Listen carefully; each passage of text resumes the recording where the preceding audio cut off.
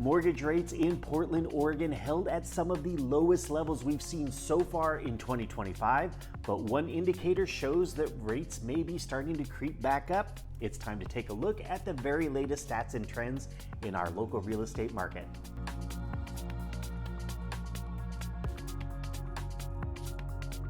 Hi everyone, RRMilligan here, bringing you the very latest in our local real estate stats and trends. As always, the market sample that I work with includes the full Portland metro area, including Southwest Washington. In last week's report, we saw sale prices sink in our year-over-year numbers. This week, the year-over-year numbers rebounded a bit, likely due to a number of agents reporting their sales a little bit late. It happens.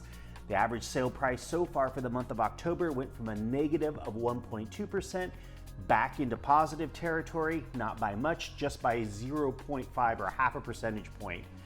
Even though it's at the end of the month, I won't have the October numbers until next week, simply because agents can be a little pokey with reporting their sales. Following more normal market cycles, the supply of homes for buyers to purchase continues to fall, with fewer homes hitting the for sale market than we were seeing last year at this time. Buyers currently have about 16.9% more homes to choose from compared to last year at this time. That's down from the 17.3% that we saw the previous week.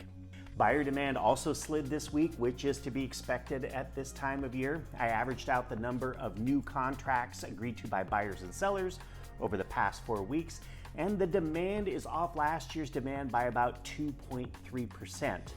Looking at one of our other metrics of buyer activity, lockbox opens, those are up 6% compared to last year at this time. That's one of our indicators of high intent buyers with signed buyer representation agreements and out looking at properties with their agents. The 30-year fixed mortgage continued to hold pretty steady for just over about 2 weeks now. On Thursday morning, I saw one of our local credit unions still advertising 5.875% for the 30-year fixed, best case scenario. Again, that's good news for both buyers and sellers. The Fed did meet and lowered the Fed funds rate another 1/4 of a point this week. However, some comments from Chairman Powell put a December rate cut into question. Prior to these comments, the markets had a near 100% expectation that we'd see another 1/4 point rate cut in December. As a result of the comments, we started to see the yield on the 10-year Treasury rise, indicating that mortgage rates might follow suit. If mortgage rates do rise by Friday morning, I will post an update in the comment section right here. The average number of days that a home spent on the market before getting the right offer moved up 2 days from 58 to 60. At the same time, the median number of days moved down from 34 to 33.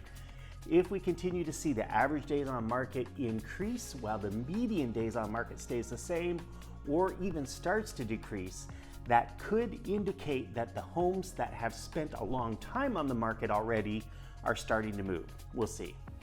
So let's sum up the biggest trends for the week. Sale prices were down, supply and demand were also down, and mortgage rates stayed pretty steady.